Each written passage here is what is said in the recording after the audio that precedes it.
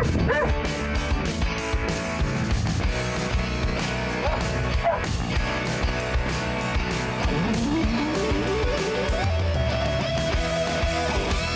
we're doing here is we're setting up a problem for dogs. Once they've become proficient at the bark barrel and bark box, we move that over to the pile. We make the transition and start actually hiding people within the rubble piles. We simulate it with a rubble like this, and we have voids where we hide people.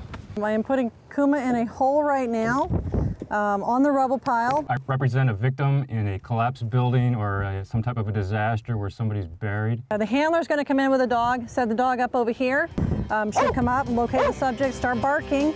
As a person is trapped in a void or something, their scent builds up over time, and that's what we want our dogs to search out and find. In disaster, we use a bark alert.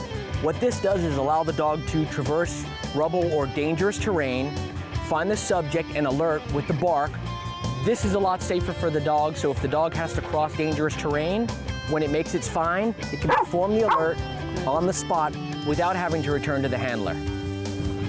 They do not normally know the people they're trying to find, so we want that person that's hiding to be the most fun thing in the dog's world. The dog thinks that any person hidden has their reward or their toy, and they're trying to get to that toy. He was able to pinpoint me, which was excellent.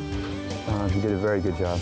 The dog's nose is 1,000 times more powerful than our nose. Dogs are natural hunters, so basically we just try to hone that to our purpose of searching for live people. So when there's beef stew cooking in a room, you smell the beef stew. A dog smells everything, all the ingredients within the beef stew. So the carrots, the potatoes, the beef itself, the gravy. Outside, the dog smells everything that's out here, including the thing that is trained to smell. Actually, I've been asked to go ahead and search this rubble or debris pile for a couple lost victims.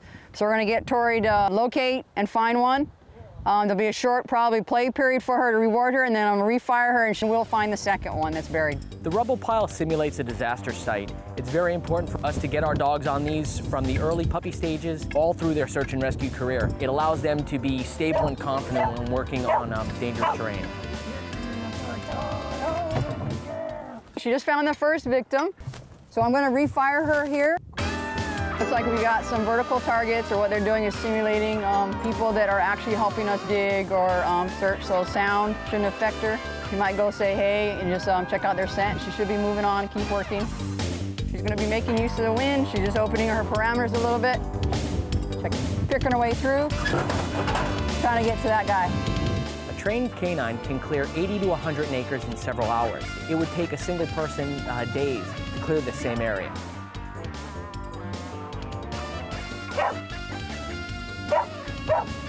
Took her a little bit.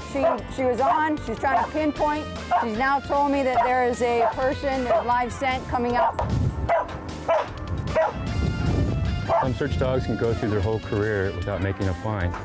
The primary function of the dogs are to clear areas, so we have an idea that nobody is there and we can move on to other areas.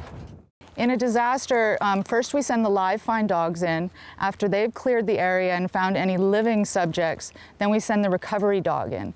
And what I'm doing today is to help train the recovery dog. I will hide source, which is human source, bones or other matter, and I hide that so that the dog cannot see it.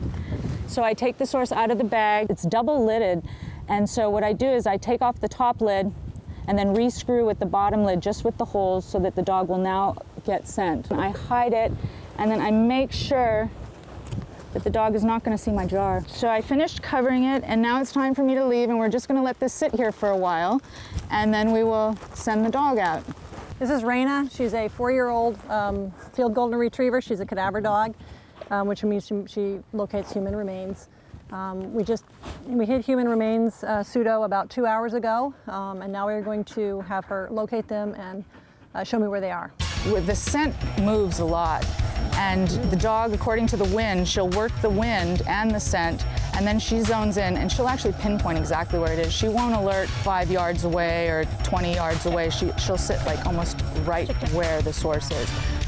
She might start alerting or showing interest outside of it, and then she'll move in until she actually finds it. It's an innate behavior of canines. Here we have a typical search and rescue vehicle, crammed to the roof with gear and dogs. The canines are our primary tool on the team, and in order for them to do their job, it's up to the support personnel to help out with that. Some of the basic tools we use in the field, we have GPS, which is vital to keep track of where we are and where we do make finds if we do. Compass, everyone who goes out in the field is proficient with a compass as a backup in case the GPS does fail. Also, we have lots of software maps and things that we can download and make to take out into the field. Also, the support personnel carries first aid kits in charge of the communications with base camp, and basically just providing any type of support we possibly can to the dogs themselves. If you're interested in volunteering or would like more information about the State Civil Defense Canine Unit, please go to our website,